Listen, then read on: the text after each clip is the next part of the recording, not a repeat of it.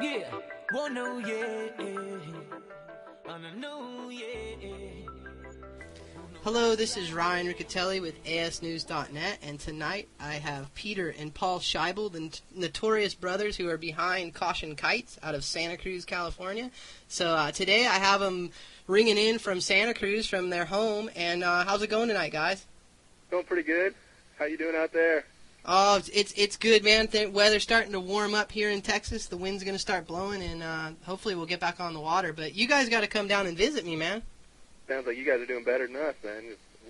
Our rain is just about to hit, it looks like. We haven't had rain until the last 2 days, and it's forecast for a while, I guess.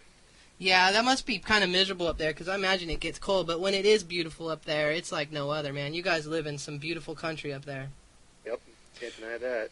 Well, you know, today we're here to talk about the Caution Kites line, a little bit about the history and stuff, and I've got a bunch of questions lined up for you, so we might as well just start getting cracking into these. And, you know, I met you, Peter. I met you, I remember, at the Waddell Creek Classic that used to be the main event up there, and I saw you and Paul, and I was scared of you guys. I was like, those guys are some serious-looking dudes, man, and you basically walked up to me, and I was with Felix Pivick at the time. You handed me a beer, and you were just the coolest guy, and that was like my first interaction with you. And so, you know, for those of you who do see Peter and Paul out there, don't be afraid to go up and say hello to these guys. They won't bite you. They're really cool dudes. So, but why don't you give us a little background about how you got into this whole thing? Well, we started windsurfing probably in the mid-'80s, as most of the guys that kite around here did, and then eventually as the kiting came around, that was just like the next logical step for us. But I don't know, it was something we kind of laughed at first when we saw it. We saw Elliot LeBeau. I think we told the story plenty of times that we seen him do it down at Palama Beach one time. And everybody, all the windsurfers, he was the only kiter, all the windsurfers were laughing at him, kind of like the windsurfers still do the kiters. Hey, Peter, you know what? You're fading out, so can you talk directly into the microphone?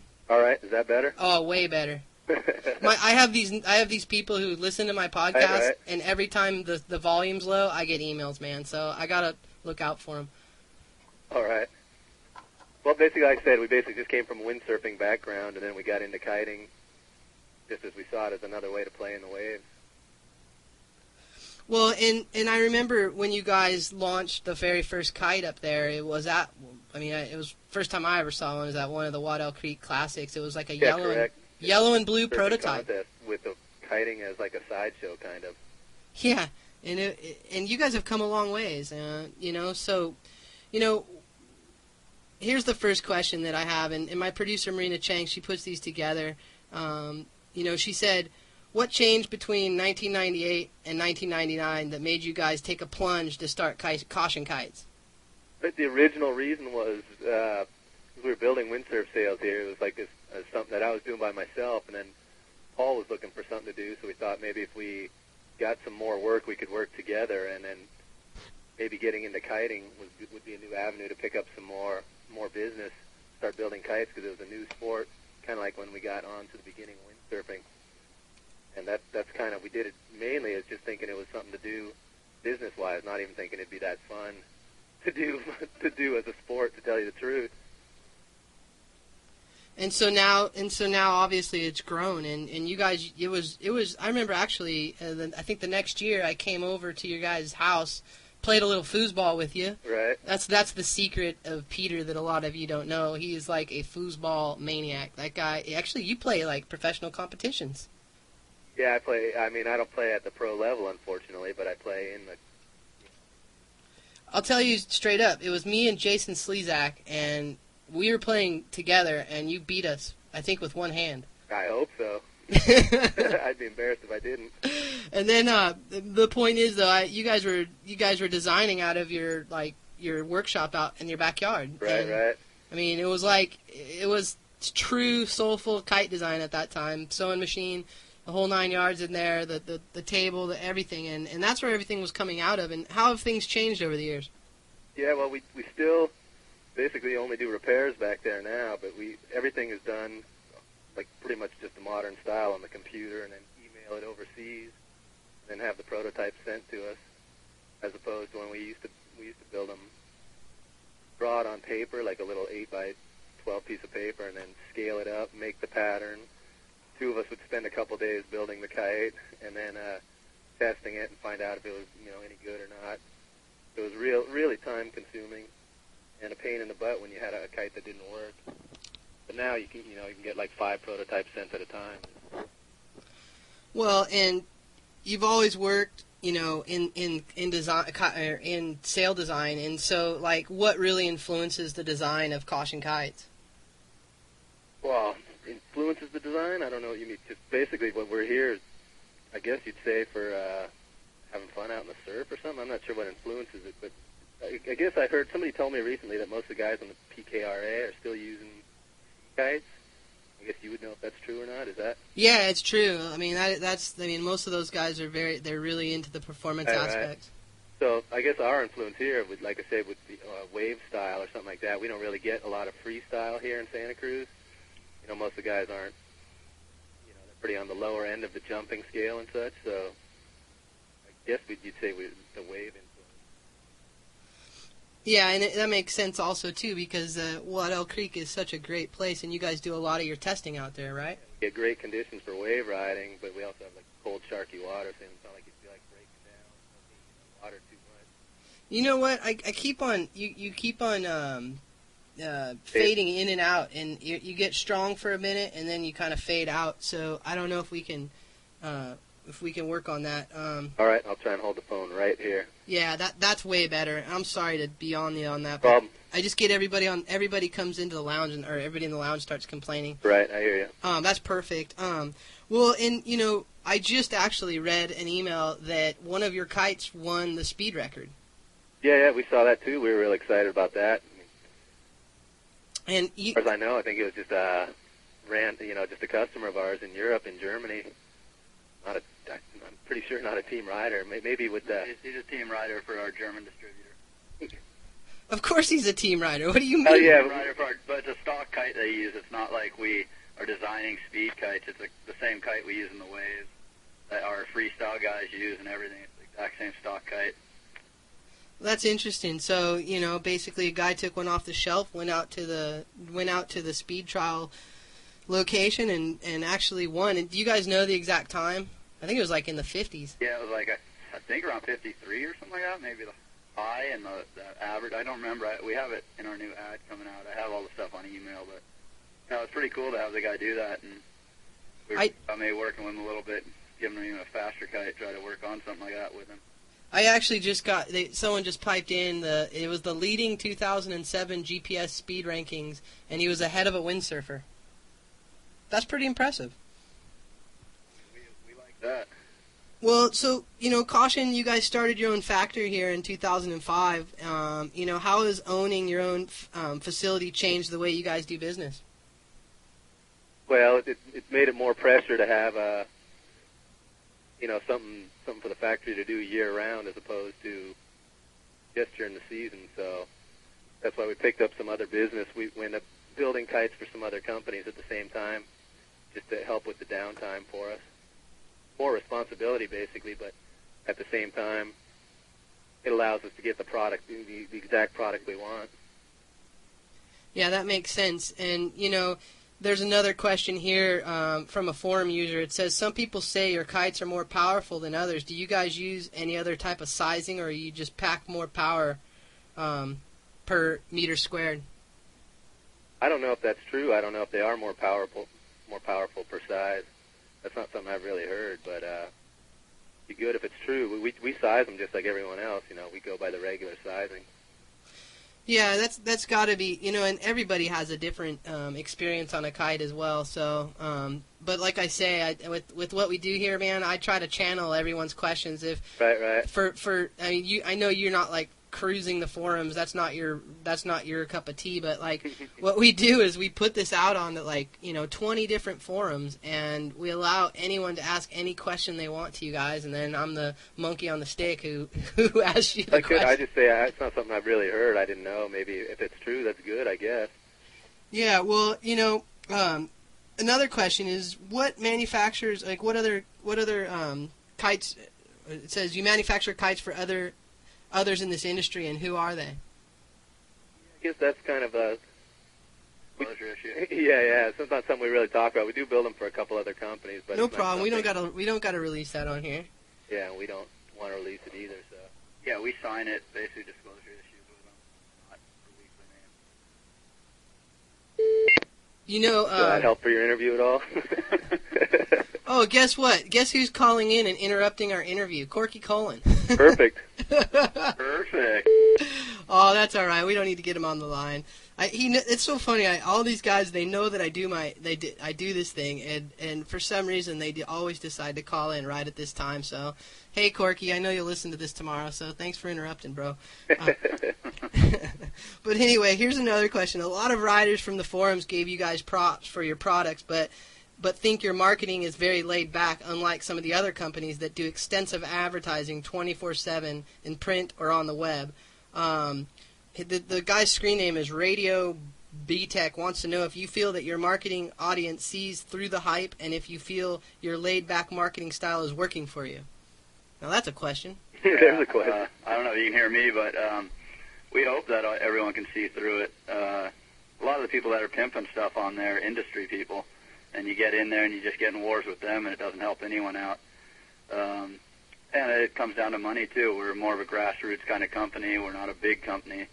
And we don't, like you said, we don't cruise the forums all the time. We do have people who bring stuff to our attention when there's something bad, and we try to get a hold of those people and let them know, or if there's good. But that's a war that you almost have to have somebody hired just to sit on the Internet all day long, which I believe some companies even do, just to pimp their stuff and basically go after other people to give other people a bad name. And we're not in that whole deal. We don't want to play that game, I guess. Well, you guys have some young guns too that I've noticed that lately have been infiltrating the forums, but they're your team riders. And what's his name? Josh. I can't think of his last name, but he's a little grom up there in Waddell Creek. He's actually in the lounge tonight, and he asked me to ask you guys if it's true that you own a gay bar in Santa Cruz. He would know, yeah. He'd be our best favorite. At least if he was 21. He's not 21 yet, but he would know otherwise. Oh, he's a great kid. You got a stiff one. I mean, a drink. Hey, no, we do. We have team riders who get on the forums, but that's nothing that we ask them to do. Like, yeah. Caution's definitely a tight-knit family in a sense, where these guys stick up for us, even when we don't ask them to. They get pissed when they see stuff written in there, so. Absolutely. It's all on their own, and I've even, the few times I have been on there, I've seen people that they say, oh, I don't want to say anything about Caution because I know I'm going to hear it or get an earful, and that's, hey, more power. We're stoked on our riders for doing that for us. Well, and little Ian down there in Ventura, who's not really so little anymore, he's the kid who who's tearing it up. Yeah, we gave him the cover on our sepia cover, and actually it's displayed in the lounge right now for all those in the lounge. That's Ian Aldridge, who's just an incredible surfer and just an incredible asset to Caution Kites. I mean, yeah, definitely, he's a ripper. He's been online quite a bit, and it's really cool because on MySpace and he communicates with us all the time, and it's like interesting because they're like that younger generation is so computer focused. But you made a good point that you guys aren't very focused on pushing the propaganda on the forums, and I think that's a reality that a lot of my listeners need to realize, that there are people that are hired by certain companies to penetrate the forums and to really affect the perception of a brand. And and as we're talking about marketing, yeah, you guys are more of a grassroots laid-back approach. But you guys as kites, it seems to me that everybody who gets on your kites seems pretty stoked on it. And like you said, they're stoked to support Caution and basically who you guys are and what you guys represent. Yeah, we hope our product does the talking for us. I mean, and that word gets around through riders and so forth.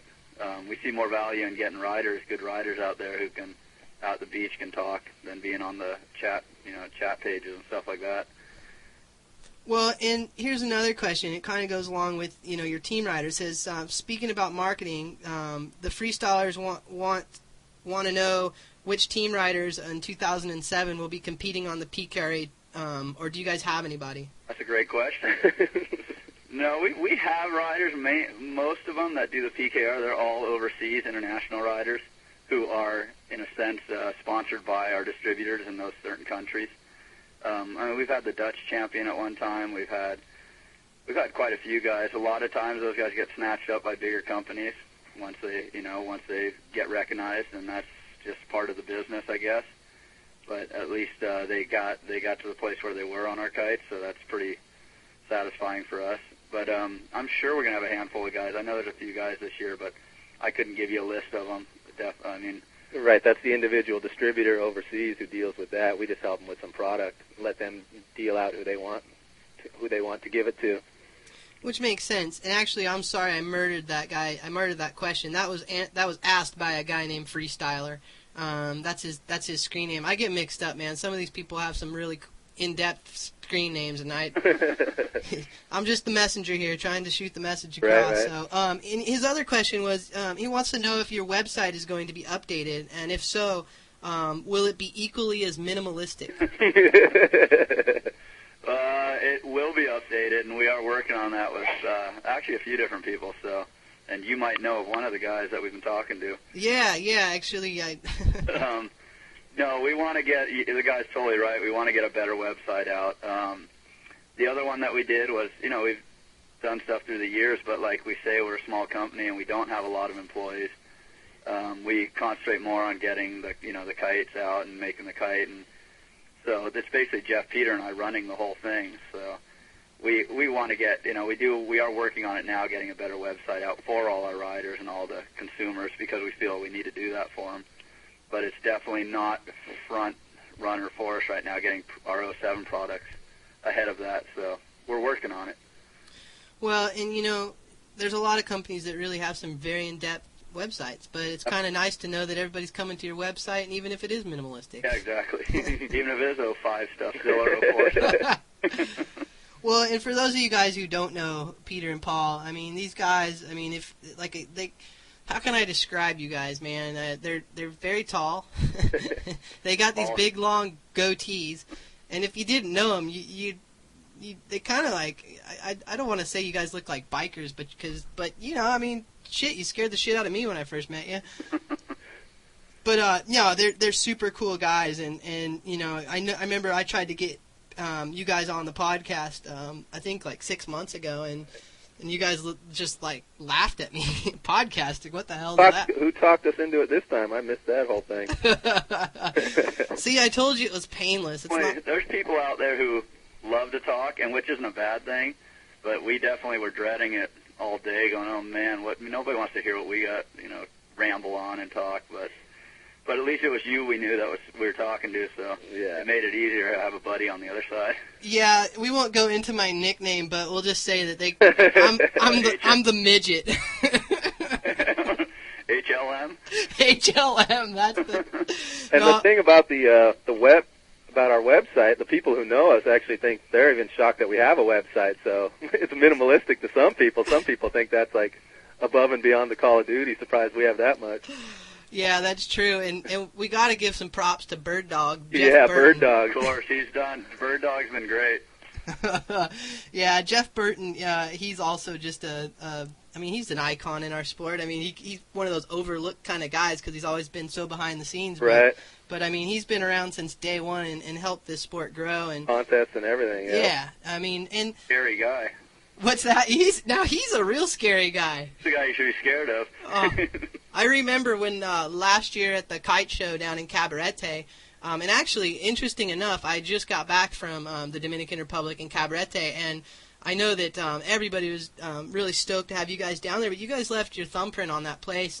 There's a lot of caution kites down there. Cool. And remember little Papito? Oh, yeah. We had the whole crew there. That guy was our man. Yeah, Papito's 17 years old now, man. Oh, man, that guy, all those kids were rippers. They were so much fun. Oh, man, and now, like, some of the little ones now, like, there's, like, 12-year-olds doing every version of a kite loop handle pass, and it was just ridiculous down there, man. But they're sick. I remember they'd show up to our booth, and they'd just grab whatever. It would be an extra-large harness on a little guy. And they don't care. They grab whatever bar there is, and they make it work, and they're still out there sending it, just killing it. This is true. You know, at Extreme Hotel they have the kite lounge, and they have Liquid Force and Caution Kites, and they teach on the Caution Kites down there. It's like you guys have a huge following down there. Get back there then. Yeah, we wish you got to have that thing. You got to move it from Pismo to the DR where there's actually some wind. Yeah, so we can all become pirates again. That was good fun, man. That was a good excuse to go out there. Yeah, man, that was a really fun trip. And hey, and also let's talk a little bit about Broom. What's Broom up to these days? Broom, he's riding. All of us are riding now. We all got motos, so we've been riding a bunch basically. We work on kites, and since there's no wind, we've just been riding. Dirt bike riding, that is. Yeah, well, that's good. You gotta have your other sports too. Yeah, you gotta have Plan B for the winter. We've got a little track up my house, and then we've got about 3 other guys around here with tracks too. So. Well, I remember hanging out with Burton down there, and that's what before I got on this tangent. But Burton, he was showing me some some karate or kung fu moves, and he got me in this headlock, and he squeezed my neck so hard that it was like my throat was bruised for a day. And I'm like, all right, man, I'm never gonna mess with these guys ever again. That sounds about right. That was Burton. That's why I told you, be scared of him. Yeah, he's a good guy. But hey, here's another question. The answer to is getting ready to ship to dealers. And what do you classify the kite as? A bow, an SLE, or a hybrid? I guess they'd be called they call them the SLE. I was just thinking it was SLE, just anything with a supported leading edge, right? But I guess it's a hybrid between the C and the bow. I don't know. I'm not even sure what the difference in those two terms is. I honestly, I had Ken Winter on here, and he made a big clarification. A bow kite is someone who's using the patent. But what's the difference between the other two, the SLE and a hybrid? Honestly, I think we're definitely a SLE because we got a supported leading edge, and I guess we're a hybrid because we're between a bow and a C. So we got 2 of the 3. That's not bad. Well, and that's where the gray area is. A hybrid, you could either have an SLE hybrid or you could have a hybrid. It just depends on how you want to market your product. Right. Whatever the better one is, we're that one. Yeah, there you go. And is it true that the flames on your kite make them turn faster? They don't turn faster. They're faster from point A to point B. It's not the turning. It's more just in a straight line with the flames. Oh, I'm just giving you a hard time. Now, oh, you really didn't believe that? What's the difference between the 07 versus the 06? The new answer kite probably threw a little bit more stability into it. Because some people were having issues when they were first learning. Even people around here for the first day or two, it was such a different kite, you couldn't just let it sit there. And then now we just made it more stable, more user-friendly for probably beginner-level kiters too, or whatever, intermediate-level kiters. Huh, that's interesting, because I flew the Answer last year, and it was a really nimble, responsive kite. Right. It's I've flown a lot of the different a lot of the kites, and it had a real sea kite feel. Uh-huh. But it did have a lot of the characteristics of a typical bow kite. So it'll be interesting to see what the 07s are like. Here's another question. Why did you wait to integrate the single inflation into your kites? I saw that question. I don't know what the weighting is. How many people had it last year? Did everyone else? Only a couple actually. I think. Then is everyone weighted? I guess it was just. I guess we're the kind of company that we like to test stuff first and make sure stuff works and not just put it on the market. It hasn't been that long, but yeah, we just thought. I don't think it wasn't really a big issue for us pumping up, but then we didn't realize how many people it was a big issue, like a single pump versus all of them. So we were like, well, if people really want it, we'll put it on there. Well, Ruben Lenton had the best. He said, I asked him, what kind of improvements do you want to see in a kite? He goes, I want one that I can snap my fingers and it blows up itself. So why don't you guys start working on that one? We could do that. That's what we have team riders for. Yeah, for sure. Yeah, that brings us back to Josh if he's still surfing in the lounge there. He's our kite pumper. He's our snap. We snap our fingers. Now I know how he gets his free kites. No, you see him kite, you know how he got those. Yeah, he's made my wipeout section almost every issue. Oh, he's a bulldog. He's an awesome kid. He's gonna be. Hopefully one day I'll get to put him on the cover because that kid has so much passion. Oh yeah. Emails me all the time. And dies kiting, that's for sure. I don't know how many times he's been in a cast on crutches and he still shows up every day to the beach. That's awesome. Yeah. Well, what kind of bar changes do you guys have on the new Answer 2s? We have a one-piece molded carbon bar now, so there's no end pieces on it. It has the winders, but they're built in. And we also changed our quick release this year to push-away style, so it's a easier release system. Simplified it. Than the old pin where you had to find and pull. And for the most part, the rest of it's close to the same. We still have the same depower strap because that was very user-friendly, and there were never complaints about it. We didn't want to fix something that wasn't broken. And then we have the swivel down below and the leash going through the bar, which you can put on the outside. And you also have an option to put it on the outside line on one of the oh-shit handles if you want opt for that. Now, that leads into my next question. Freestyler wanted to know if you guys upgraded your depower loop. Our depower loop, just the loop part? Yeah, I think he's talking about, the Probably little quicker. loop. That's probably what Paul just where you I think. Yeah, that thing's been changed. Yeah, last year I think it was just like a little piece of PVC over the Spectra. But it sounds like you guys basically... We changed it. At least the whole chicken loop thing has changed, the whole system, so I'm not sure exactly what part he means, but it's different. Well, here's another question. It's moving on to boards. It says, Caution also has the Heckler coming down the line for 07, a 5-line... Oh, no. The Heckler would be the kite. I was thinking about the Hustler, not the Heckler. right. You guys I just... I know you got your H's mixed up. Yeah, so, you guys have the Heckler coming down the line, which is an 07. It's a 5-line sea kite with no bridle. Tell us a little bit about that. It's just basically the improvement over the new generation. It took over. We phased out the Spitfire finally, and just came out with. We were mainly working on it last year as we were working on the two kites together, and then we started working on the flat kite, and that thing went on the back burner. But then now we finished it up, and it's the guys that we have around here, they're still using sea kites, are definitely digging it. It's got a fair bit quicker than the old Spitfire was, and it's got a lot more high end. The low end's probably similar, but the speed helps in the low end just because you can maneuver it so quick, and then the high end is a lot better. Well, and that leads into a good question. What's your perception of the whole, SLE bow kite versus sea kite controversy? Do you still see, no pun intended, right, do you see a place for sea kites still in our market? Well, there's so many people that still like sea kites. I mean, we've got a few guys around here who do, very few. Like if you go to Waddell, it's probably, in the 90% of the guys that are up there normally, over 90% that are on the flat kites. But like you say, the PKRA is, we're in a bit of a different world here, so it's hard to say. If I was just at Waddell, I would think that sea kites would be phased out, but obviously that's not the case. I still know plenty of guys who like the sea kite. So we'll keep working on that, too. There's different areas that, like Peter was saying, like in Spain, they still order a fair amount of sea kites. That's one of the reasons we still stayed with them. Germany does. There's certain areas that like the sea kite, and certain areas are more into flat kite. So I don't think by any means they're phased out. I think it's just your riding style, what you like. Well, we got a question coming in from the lounge. It's from VOM.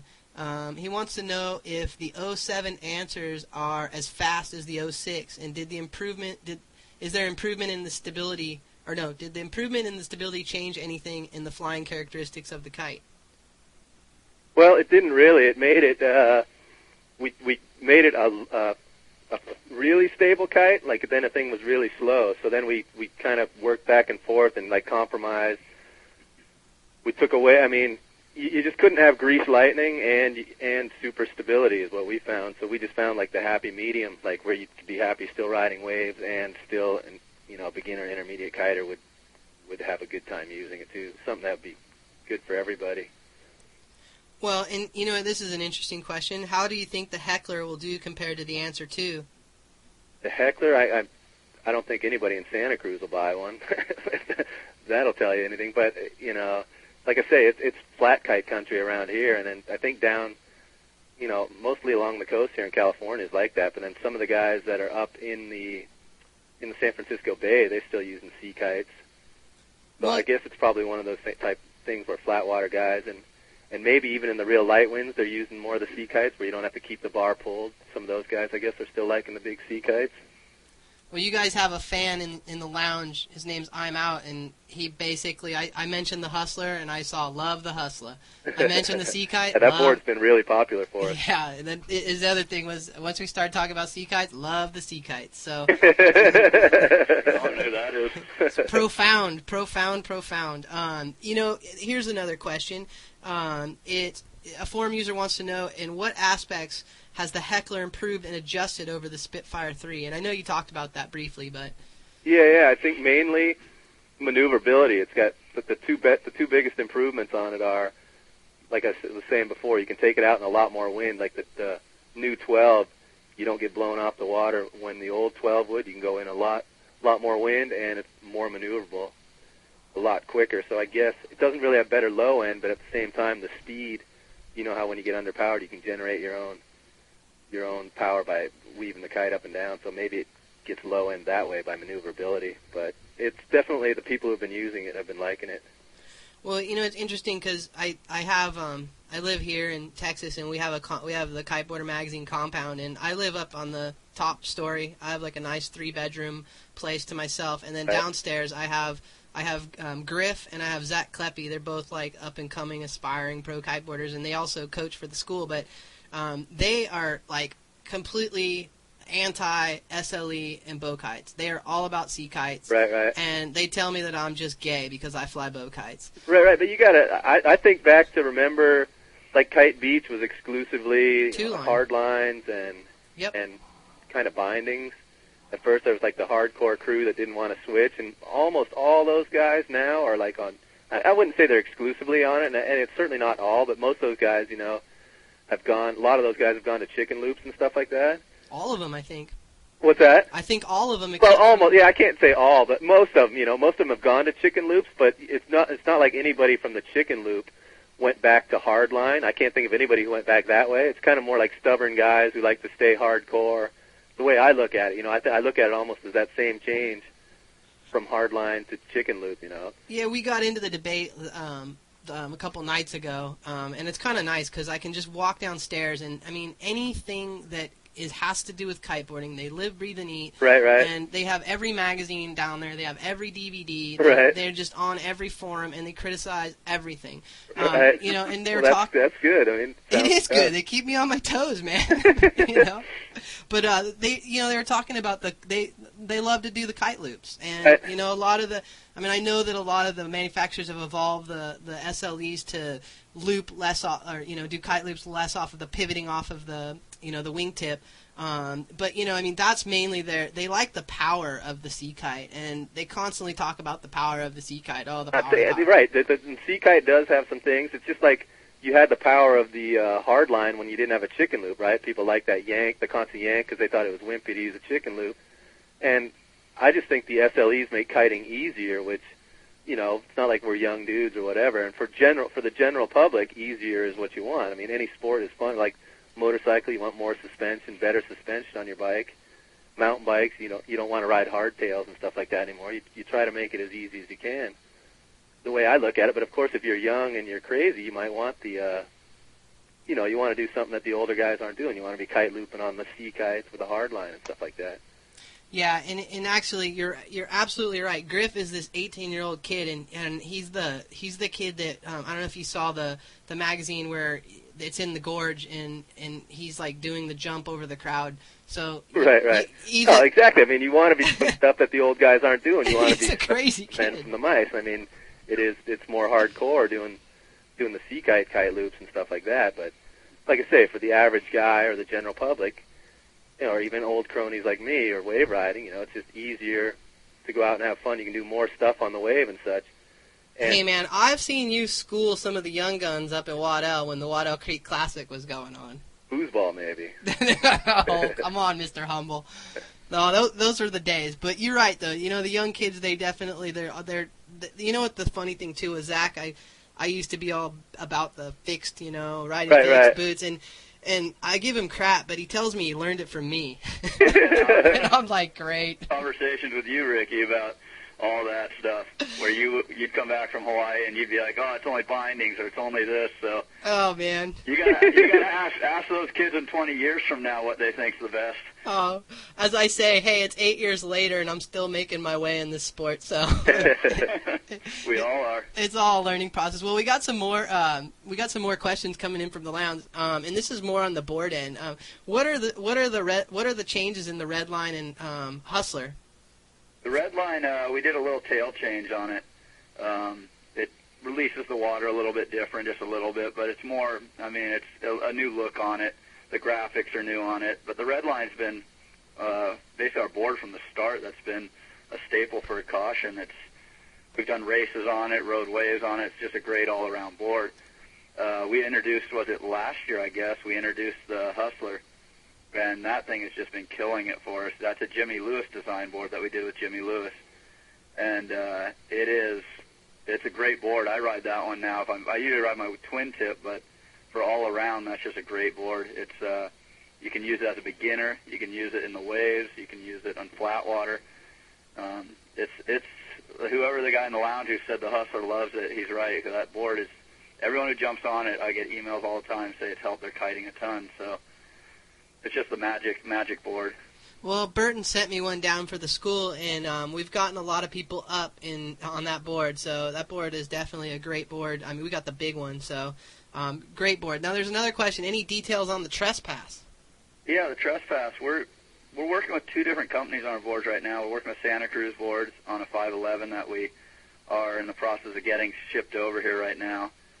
And then we have a 5.5 that we've been using a lot last year that we were working with M10, a local shaper up here in Santa Cruz, and just through the years on different designs.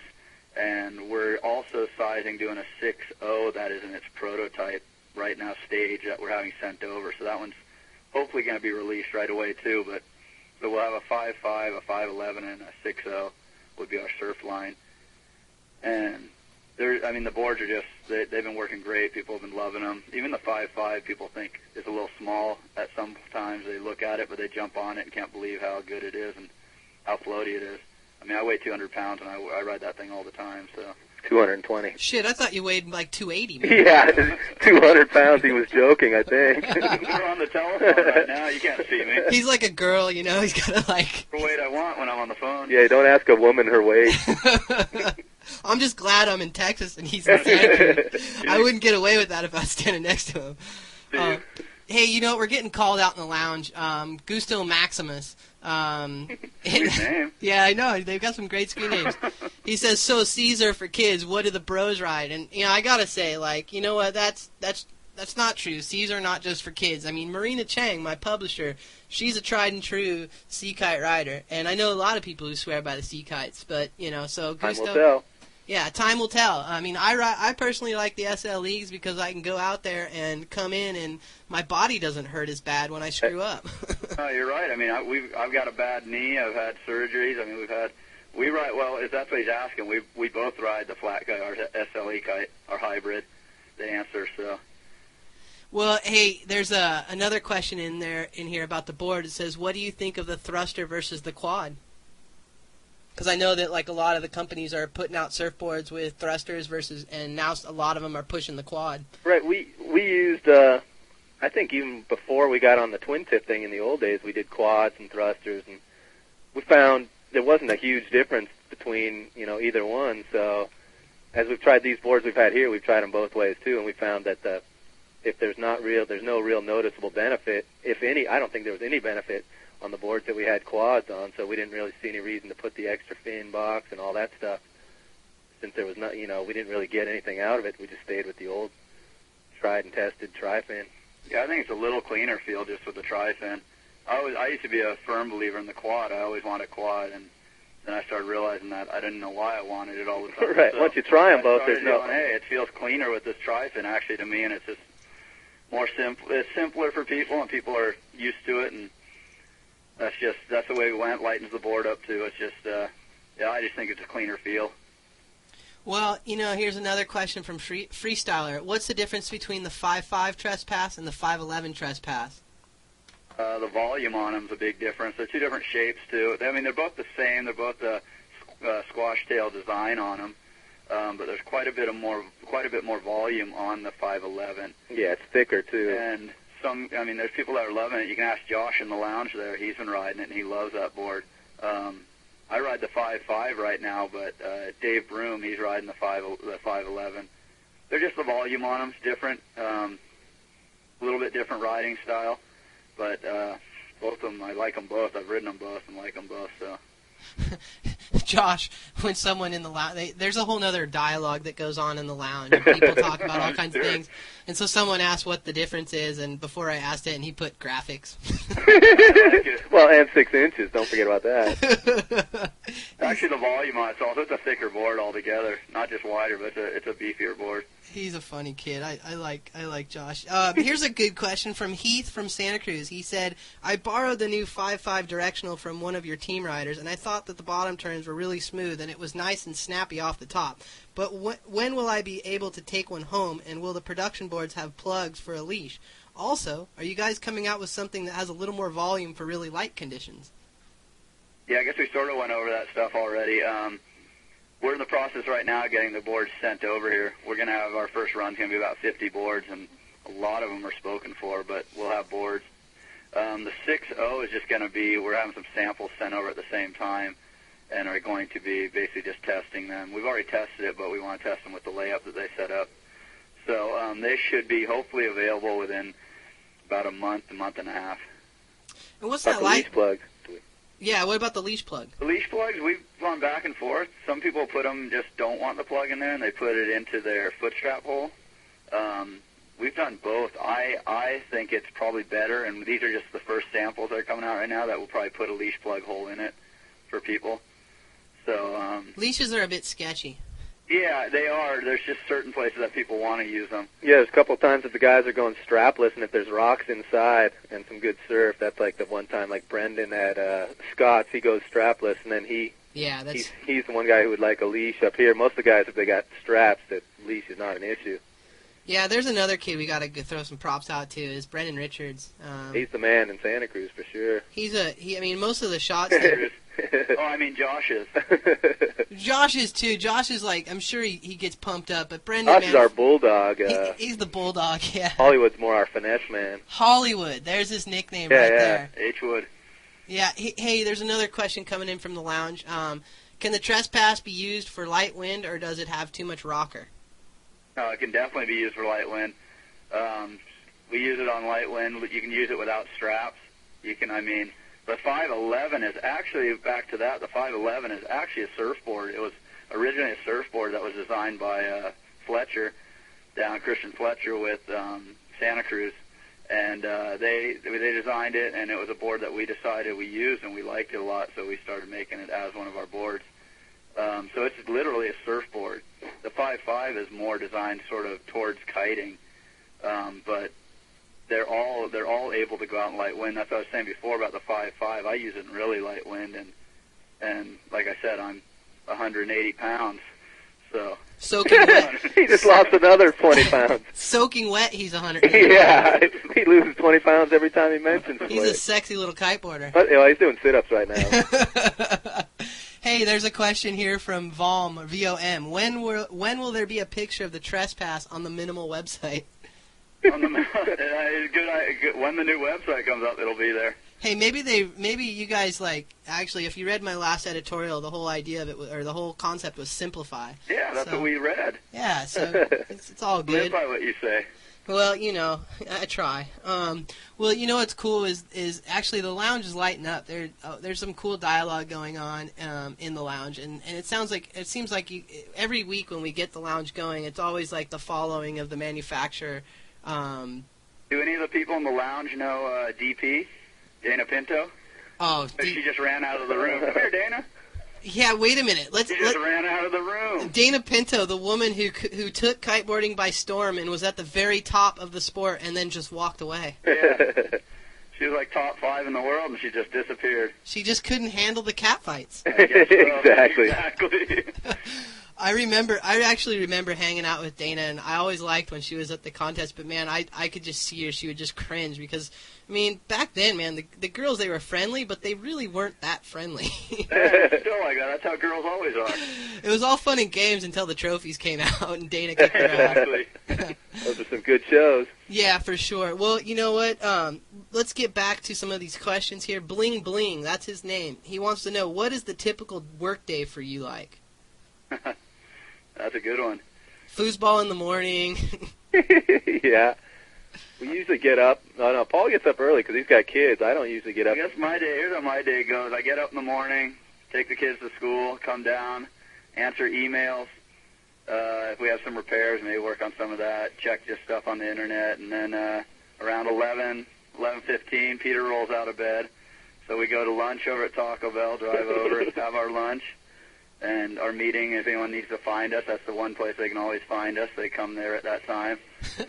And then we head home back here, and then we do whatever we need to do if there's repairs or designing, any of that kind of work, and maybe play a game of pool or foosball. We have all the tables here right next to the computer. Check the wind. Check the wind. If it's windy, we head up the coast at around 2 o'clock, 2:33, and get in the office because we got to test the gear, obviously.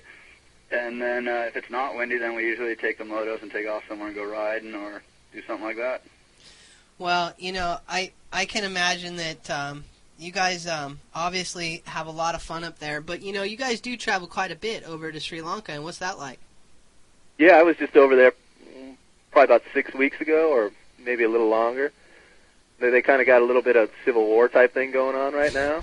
That's always good for business. Yeah, no, but it's like, I guess so it's on the list of places for tourists not to go, but it's actually not really dangerous because it's not targeting any foreigners or stuff like that. It's mainly the military against each other. But no, the people over there are like the friendliest people ever. Traveling over there is like a long travel, usually about, I think it was 36 hours of traveling last time with layovers, so that's a pain in the butt. But you know, once you get there, it's nice tropical conditions, and we usually get to do a little bit of kiting because we stay at the beach there. But you know, like I say, without the travel, it'd be fine going over there. Yeah, that's got to be crazy. And I imagine you guys are probably taller than everybody over there. Yeah, no, people give us weird looks here. You can imagine over there, they really look at us. Like Paul and I, if we're walking down the street, like people are inviting us to their house to have dinner and meet their family and stuff like that. Like, it's bizarre, you know, walking around over there. Like, everyone sits in, like, waves and points and everything. It's pretty funny. Hey, you know what? There's another question coming in from the lounge, and my nickname on Cherry Tap is Scrapper. Right. And How'd you get that? you know, hey, you got to earn a name like that. But you know, when people ask me what I do for a living, I just tell them I'm a beach bum because it just saves a lot of questions. And right. And they say, what do you guys classify your job description as? Bums without the beach stuff, just all around bum. Just all around bum. Yeah. Oh, that's funny. Well, you know, here's another question. Bling Bling, he says, what's it like to work in your factory? I have 2 energetic young children. Any employment opportunities? Are they over 5? I mean, if they're around 5 or 7, we can bring them over and let them work. Do they mean here in the U.S. or over there? Oh, man. Is that wrong? I don't know, man. Did I say that out loud? I didn't hear nothing, man. We don't censor things here. Gotta go. I could just see tomorrow. Kiteforum.com. Jeff Burton's he's gonna be just livid. Caution Kites has child laborers working on it. Right, Burton just fell off his chair. Don't buy a Caution Kites. Fight child labor. Happy Lee Gifford or whoever it was. Oh gosh. Hey, here's a question about the Pinto. It says, is Dana still ripping? On horses now. Yeah. Man, and that's the one part of Dana that a lot of people didn't realize. She's like the animal, like that's her where she feels the best, is like training dogs and working with horses. And she just brought a hawk home the other night, like 2 nights ago. She came home, she had like a red-tailed hawk that she found while riding her horse on the trail. And she like fed it overnight. The thing was almost dead because it didn't know how to hunt, was the theory, but the thing was big. Like, it wanted to hunt our cats. I bet. That's awesome. We had that thing, but yeah, we have stray dogs here and cats and animals all the time. Well, that's cool. And so she's still riding though, yeah? She's riding horses. She doesn't kite at all anymore? Remember at the DR, she kited 45 minutes when we were there that one day. That was the last time she did it. That is an amazing story. And she came off the water, and we were all thinking, we were like, hey, well, I wonder what her response is going to be. She came in, and she goes, well, I sure didn't miss that. You know what the amazing thing is like she was one of the most talented women kiteboarders out there. Girls at the time. If she would have like seriously stuck to it, I mean, she would have been right at the top. She was top 3, yeah. I think it was basically her and 2 others that were duking it out all the time. That's amazing. Well, interesting. Well, nope. So Dana Pinta has officially retired. Yeah, definitely. She's off with an exclamation point. Yeah, until the next DR trip, maybe we'll get half an hour out of her. Oh gosh. Hey, well, we got another question come in from the lounge. It says, "Will the trespass come with pads and foot straps and a bag?" It will come with pads and foot straps. We're looking into the bag right now option. The Santa Cruz board, we might do a bag with it, and we'll do it with all of them if we do a bag. But we're trying to look into that option. We're not sure if everybody wants that, if it's worth it or not. Well, you know what? There's someone in the lounge, and I know we went over this once, but we'll go over it again. It says, any details on the new bar setup for the Answer 2 that is different from the 06 setup? It's a one-piece carbon molded bar now. It has winders, but they're not plastic winders on the end. Same color scheme. One side's yellow, one side's black, so you don't get it backwards. There's a new quick release on it. It's a push away now instead of the old pull pin, which was hard to get a hold of sometimes. You do have a no shit handle that you can hook your leash up to if you want, or it is already through the bar up to the middle lines. And it's got a swivel still on it, and I guess that's about it. I'm sure I'll hear from Birdie that I forgot something. There's a picture in the new ad, I believe. Yeah. And you can find that tomorrow, because tomorrow we're actually going to launch our online magazine. We have you guys have seen the print copy, but the one of Pivik on the cover. But we're going to release the online version, and so a lot of people. I mean, the crazy thing about this online magazine thing, I mean, we measure our downloads every day. But the coolest thing is you can measure by IP, by country IP, how many countries download our magazine. We have over 200 countries downloading this magazine. Nice. Which makes sense, because there's only, I think, 20 magazines, and most of them are in France, Germany, and then U.S. and Canada. So I mean, there's a lot of places that don't really have an official magazine. So a lot of people really love to listen to these podcasts. So yeah, tomorrow will be the day. It'll be available on our site, and there'll be the new caution ad in there and all the fixins. So speaking of Felix, how does he let you get away with riding a supported leading edge? Pivik Partners in crime, right? Yeah, well, I had to retire from that. Top Hat picked up where I left off. Oh, really? Yeah. Top Hat has adopted Pivik. Oh, okay. Well, I thought that I knew those two were partners in crime at the time. I thought you were like his mainland partner in crime. I used to be. Now that I live in Texas, I'm not on the California coast. So, and Pivik, he's just such a stickler for waves. Right. I mean, I just talked to him actually a couple days ago, and kick out of his interview. Yeah, I held it to him, but I could because I'm his friend, And Pivik, he's the kind of guy, he is so passionate about kiteboarding and legitimacy, and I mean, I've that interview, we ended up getting in a fight over it, and I told him I wasn't going to run it, and I hung up on him, and he hung up on me, and we were like, F you, and then we talked, and we hugged, and we made up, and, the interview came out, but, I mean... you gave him a cover, and everything was okay? Well, I gave Pivik a cover on the very first magazine that I made in my history. What are you doing for all these covers? What with that cover, it wasn't so much a Pivot cover. It was that was seriously the most legitimate surf shot. No, that was cool. That was a guy. And I had to, and actually Pivot I've been harder on than any of my friends over the years, because people have known that we're good friends, and so I passed up on a lot of covers of him, and I was glad, and it sucked because, well, it doesn't suck. I'm proud of him because he's had 12 covers this year, and so of course I'm the last magazine to run a cover, but he saved that shot, and he said, Ryan, this is a sick shot, and I had a couple other shots, and I looked at it, and I said, what sucks is I would run this. I'm tired of surf covers, but I would run this. The only thing that was holding me back is that it was a Pivot cover, and I said, that's not really fair. Right. This is a hot shot, and hard, and he's a ripper. Yeah, Bilderback is for sure. Bilderback is he still training dolphins? Yeah, I think he is training dolphins in his spare time, and It's a great way to pick up women. Yeah. Bars. I know his style. Is he still wearing dolphin shorts too?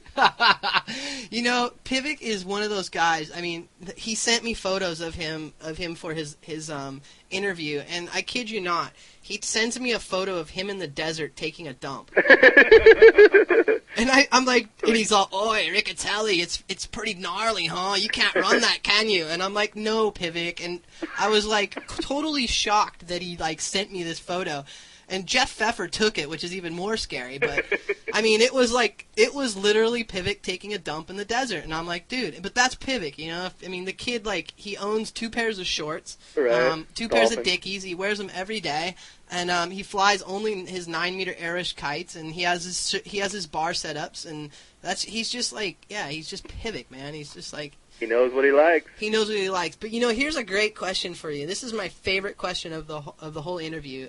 It says, "What is the strangest thing you've ever found stuck in your beard?" The strangest thing you've ever found stuck in your beard. And for those of you who don't know, these guys, man, they've got these almost like 12-inch beards hanging from their chinny chin chins. Do we really want to go there? Who asked that question? Bling bling. Yeah, he's got the good ones, huh? He's got the good ones. He must be an insider. I don't know who it is, but I like it. Here's another question. How does the design process work when you come out with a new kite? Basically, just trial and error. Like, you make a tweak on the kite one way, changing the shape here and there, fuller, less, front, back, you know, more angle, all kinds, whatever, and going one way and the other and seeing which way, just trial and error, basically. And we ride it and give it to some of the riders to ride it too, and yeah, testing, of course. Yeah, just from it all build the different ones, and of course we just test it up there and get the crew using them and figure out what the consensus is on the better way to go, and then just changing one thing at a time, basically. we're pretty lucky. We have a good group of guys to ride for us that can actually relay what's going on the kites, which is hard to find sometimes. And Bird Dog has a lot of experience in product development too. Yeah, he's been doing it forever too, from windsurfing days. Yeah, you know, here's a question actually from the lounge. It's actually a really good question. Actually, you sound surprised. No, sometimes they iterate just the same questions that we ask over and over. But this one says, will the new 07 bar work for the 06 answer? Yeah, definitely, no problem. It'll be the same line length. There'll be no sweat. Interchanging the 2 kites and bars, whatever. Oh man, you know what the lounge is going off about the dolphin trainer. That's the funny thing is, like, I've been doing this since 98, 99, and I've met so many people, and like that's what people don't realize is, like, before I did this podcast, like, I'd talk to all you guys, and I mean, and it was just like I'd hear these conversations, and I'd be like, man, if people could hear what we talk about, like, it'd be ridiculous. And you know, I mean, not to bag on other mags because I don't like to do that, but the fact is like I read some of these interviews that these people do on people, and I'm just like, God, man, could you ask the most predictable questions? I want to know the funny stuff, you know. I want to get to know these guys, and so that's what's fun about doing these podcasts is like all the insider stuff that comes out. Yeah, because we've known you for a long time, so that's the whole reason we decided to do it too. We figured out, well, it's just like talking to a buddy. Yeah, yeah. You guys, it was all, you know. It's a bummer that the Waddell Creek Classic isn't going on because that was kind of like everybody would flock to Santa Cruz, and it was your guys' time to do your thing. That was the only gathering that we had, like, with the outside world kind of here, you know, except for occasionally people traveling through, like, in, you know, 1 or 2. But it was fun when the whole group got together here. I mean, we kind of do it down at Pismo, but there never seems to be any wind, and it's not kind of the same. Yeah, and, you know, whenever the caution crew's around, it's like, I wouldn't say you guys are like a biker gang, but kind of a little bit. Close enough. Yeah, wannabe biker gang. Yeah, I actually remember the time, and I'll just throw up a little bit of dirt. This was down in Long Beach. It was with Dave Curtis, when you guys were trying to hold him down to shave his eyebrows. Trying to. I think it worked, didn't it? And he was crying. What's his name? Poor Dave Curtis. Oh, Sorry. we got his eyebrow. That's all right. And then the next Other in-law or something. Yeah, we got, and he had to get his driver's license the next day, a picture, so his driver's license had one eyebrow. Well, and that's the thing is the Waddell Creek Classic was just a notorious contest. I mean, it wasn't for pussies, man. I mean, that contest, you had to go out there, you had to work, you had to go in, freezing ass cold water with Whitey out the back, and usually the waves would deliver during that time. The wind was cranking. It had hefty winds, yeah, that one year. I mean, it was a legit. Top hat getting blown off the water. His hat even got blown off.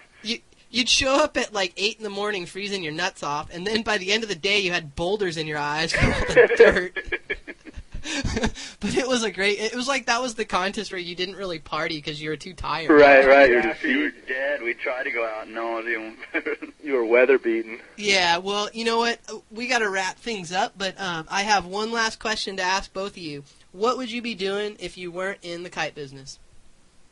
Wow. Same thing. We just wouldn't be making kites. Be kiting, hanging out, going to the beach every day. I have my speculations. I think Peter might be a professional foosball player. Yeah, that'd be my dream. But now I take it to poker because there's actually money in there. That'd be my real dream. Well, and the funny thing is, you go actually to Vegas and play tournaments. Yeah. In the end of March is when I head out there again. I think I asked you in an interview about this, about like your professional or being a professional foosball player, and you made the comment that professional foosball players make more than professional kiters.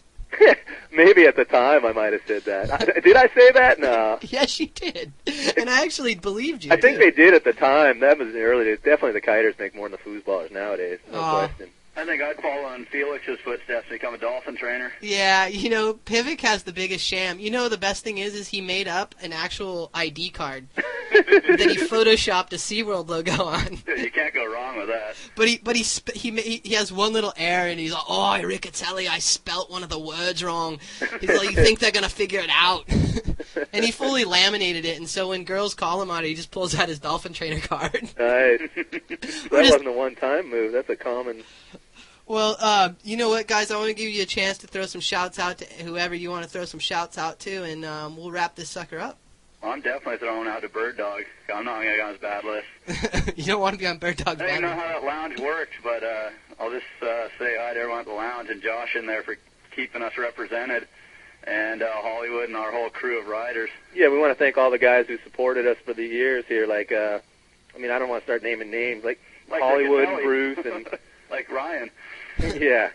Even Aaron, Goodsite. Egan, we got all the crew. Vince, these guys have been supporting us for a long time. We really appreciate it. That's true. Normally never tell them because we're not that kind of guy, but it's true. We do appreciate it. Well, we got to get you guys at some point. The Velocity Games, actually, I just got word that the Velocity Games was bought out by the local. They run the semi-pro baseball team that feeds the Houston Astros. So it's actually run by a legitimate company now, and the Velocity Games is going to be going off. So maybe you guys can come out during that time or close to it and come hang out and bring some kites out and come and kite and hang out in Texas, dude. Yeah. We are planning on making more of a push in the U.S. this year, wanting to get around to people more and just ride with people. So Texas need to get down there. Awesome. It is a foosball hotbed, too. I don't know if you know the bars. There are a lot of foosball tables out there, a lot more than California. Oh, you guys would fit right in. Actually, they might not even, they wouldn't even bat an eye. Cool. Yeah. So anyway, hey guys, thanks you so much for coming on the show. It's been fun talking with you. Yeah, thanks a lot, man. Thanks for having us. Let's definitely stay in touch. All right. All right, guys. Taking it easy. Yep. We'll have a good one. All right, later. See you, Later. everyone. Well, that's it, guys. That concludes the show. What a great podcast. I've known those boys for a lot of years, and if you ever have a chance to meet Peter and Paul Schiebel, they're just a crack up. You might be scared of them. Like I said, they kind of look like bikers, but they are the nicest dudes, and definitely go up and say hello. And again, thank you for tuning into the show. Everyone in the lounge, thank you for your participation. And I just want to announce that we will be releasing our online PDF. A lot of you have been waiting for it, so tomorrow you should be able to go on thekiteboarder.com and download the new mag. And please send us your feedback. You can email me, Ryan@thekiteboarder.com. And again, if you ever want to participate in any of these shows and you have a question, just go onto a forum. Look on kiteforum.com or any of the forums that we talk about here in the closing commercial. look for our press release. Don't be afraid to post a question. It's anonymous, and you can ask anything and everything to these guys, and I will make sure to deliver your message. So anyway, thanks for tuning in, and that concludes this show. Yeah, wanna know, yeah, yeah. Wanna know, yeah, yeah.